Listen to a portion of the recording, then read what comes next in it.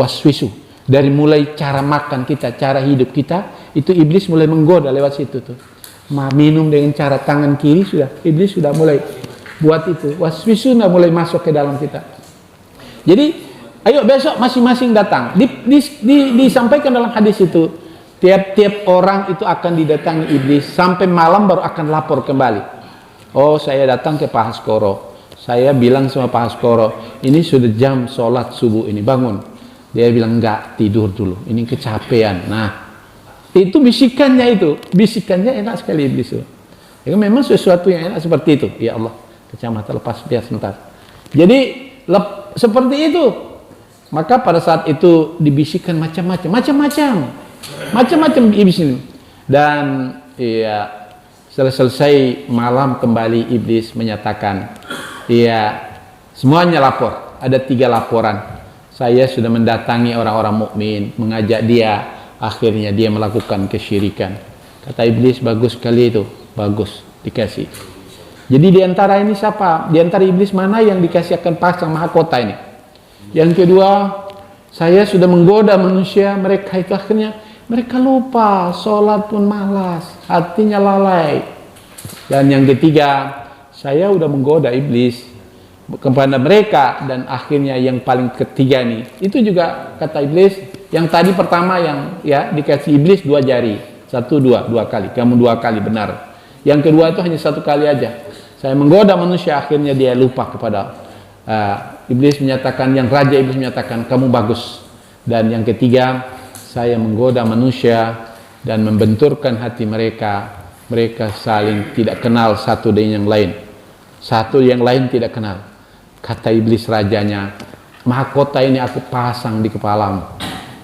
Jadi memang itu kerjanya kita memang Masya Allah luar biasa. Oleh sebab itu subhanallah, kita nggak tahu. Saya ketika di sana juga amin, di sini juga amin, kita nggak tahu di sini yang diterima atau di sana yang terima. Wallah alam. Karena memang sholat dalam satu tempat itu dilarang untuk ada 2 jamaah dan 2 suara yang berbeda. Apalagi dekat mepet seperti ini. Kadang-kadang saya juga sakit hati nih, bukan nggak enak hati aja. Oh, kok ini di sana juga amin, di sini juga amin. Aminnya itu mana yang diterima dan mana yang tidak diterima. Ini iblis memang pintarnya luar biasa ini.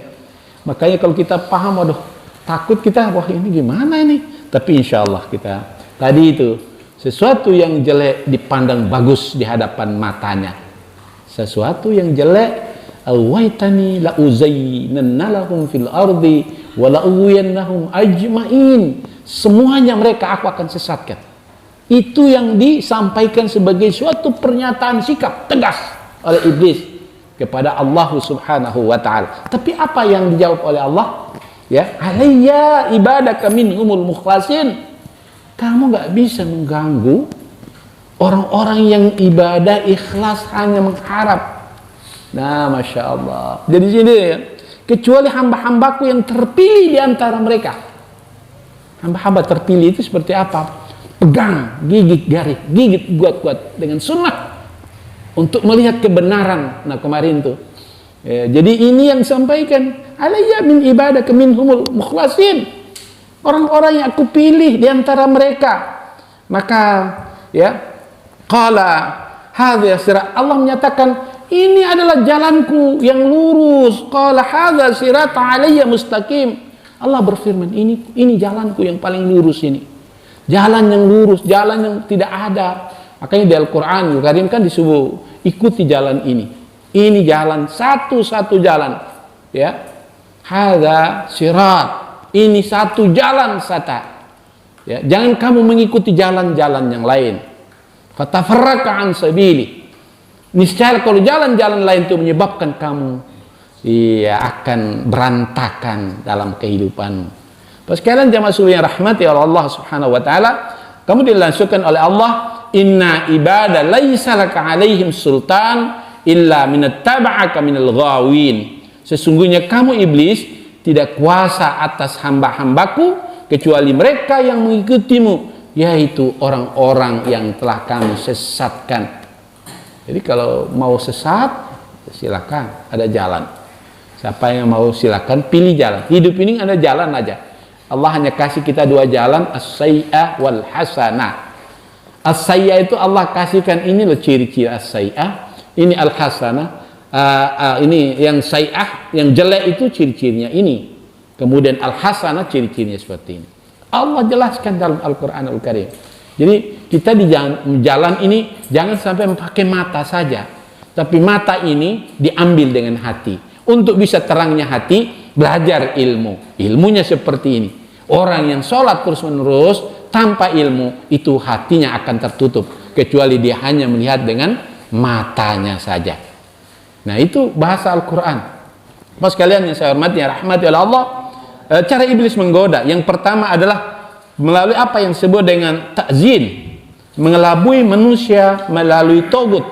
Contohnya sini ya, angin dingin sekali, kita mau sholat, aduh dingin, lebih baik saya tidur aja. Wah, itu padahal Nabi menyatakan orang sholat pada saat dingin luar biasa, itu pahalanya luar biasa, panas luar biasa, dingin luar biasa, itu ujian. Kita kadang kalau udah dingin, udah tidur aja dah, balik sana, apalagi hujan tambah lagi, bangunnya susah. Pas sekalian, yang kedua adalah talbis. Ini bahaya nih. Talbis itu juga godaan iblis, mencampur adukan antara yang benar dan salah. Apa itu mencampur adukan benar dan salah? Silakan Bapak cari sendiri bagaimana saat itu. Ya. Apa menipu manusia dengan mengatakan bahwa larangan itu boleh kok, nggak apa-apa, nggak apa-apa, kan laksanakan aja. Itu namanya talbis namanya. Wala talbisul haqqa bil batil. Ya, taktumul haqqa wa antum ta'lamun. Jadi itu Allah menjelaskan seperti itu. Itu antara hak dan batil itu disamar-samarkan. Nggak apa-apa. Ini kalau bahasa nggak apa-apa yang dikeluarkan tanpa dasar, pada saat itu sebetulnya kita sudah termakan oleh iblis. Sudah tidak bisa cari benar ya, kebenarannya. Kemudian apa? Taswif ya, menghasut orang lain agar ya menunda untuk bertaubat. Tidak usah enggak, umurmu masih muda, nanti aja taubatnya belakangan. Ini ya Bapak sekalian, tahwin, meremehkan dosa-dosa kecil. Dosa kecil orang kadang meremehkan, enggak apa-apalah, nanti tidak boleh. Kalau dosa kecil yang dilakukan terus-menerus, maka dia lama-lama akan menjadi menggunung. Dan itu akan menghapuskan cara berpikir kita terhadap masalah Islam. Seperti apa yang disampaikan oleh Imam Malik kepada Imam Syafi'i, ya Syafi'i, hati-hati terhadap dosa-dosa kecil itu. Ya, apabila ya dia itu sudah masuk ke dalam hatimu, maka dia ibarat debu-debu yang menempel di dinding kaca, yang kamu tidak bisa dapat melihat pantulan wajahmu kembali. Jadi kalau sudah maksiat itu kecil dibiarkan begitu saja, lama-lama itu hati ini tidak bisa melihat ini wajah saya apa bukan. Itu artinya hati kita itu, ini yang berat ini. Kemudian berikutnya adalah tais itu ada orang yang putus asa. Wa man tayyasu min rahmatillah, orang siapa yang putus asa dari rahmat Allah, saya ini hidup kok miskin terus. Nah itu tuh, saya ini hidup kok begini terus, itu juga bisikan iblis itu. Jadi jangan sampai kita itu putus asa dari rahmat Allah. Hari ini situasi yang menimpa kita ini luar biasa. Ada yang putus asa, kita tidak boleh putus asa. Karena itu semuanya adalah ujian yang datang kepada kita. Tadi saya sudah awali bahwa ujian itu datangnya iblis itu agar Allah melihat secara jernih siapa yang berada tetap pada jalannya dan siapa yang membangkang dari jalannya Allah. Sebetulnya ini kan diurai ini. Allah mengurai kita ini. Ini Allah mengurai. Jadi antara kebaikan dulu kan Allah mengurai untuk melihat siapa yang baik tetap dan siapa yang tidak baik. Ya, mendatangi manusia pada marah-marah. Ya, marah itu oleh Umar bin Khattab. Marah itu ada dua. Orang yang pulang dari sebuah tempat marah-marah tidak kuran-kuran, di tempat lain dia bawa marah ke situ, itu keledai. Orang yang melihat sesuatu kejelekan tapi dia tidak marah juga keledai. Melihat anaknya nggak sholat tapi dia senyum-senyum aja, keledai. Artinya marah itu boleh tapi harus diletakkan pada tempatnya. Maka orang itu marah karena Allah, cinta karena Allah, sayang karena Allah, melakukan sesuatu itu karena Allah. Kamu ini loh makan nikmat Allah, sujud hanya 5 waktu saja, hanya 5 menit saja kamu susah sekali. Berarti pada saat itu dia marah terhadap keluarga. Boleh itu. Tapi kalau marah yang lain, tidak ada ujung pohonnya masalah, jangan. Maka di situ la taghdab. Itu perintah Nabi. Kemudian mendorong manusia memiliki angan-angan yang takut miskin. Nah biasanya, iya takut miskin ini menghasut manusia untuk kaya dengan jalan haram. Coba lihat tuh, banyak yang terjerumus itu, ambil uangnya masyarakat, selesai ambilnya orang masyarakat itu, kemudian dimakan oleh keluarga, simpan di bank, besok dimakan bunganya. Gak ngerti agama sama sekali, bahwa apa yang dimakan fi batnihi nara, masukkan sesuatu ke dalam perutnya, ya makan itu haram. Yang penting kaya, jalannya rusak nggak apa-apa, besok bertobat. Nggak boleh ada di dalam. Tidak Allah itu menerima yang baik saja. Iya, ada orang bercita-cita, saya kerjakan ini akan saya keluarkan di jalan Allah. Mana bisa Allah mau? Nggak mau. Allah nggak mau. Ya ada korupsi sedikit-sedikit aja, nanti taruh di masjid sumbangan.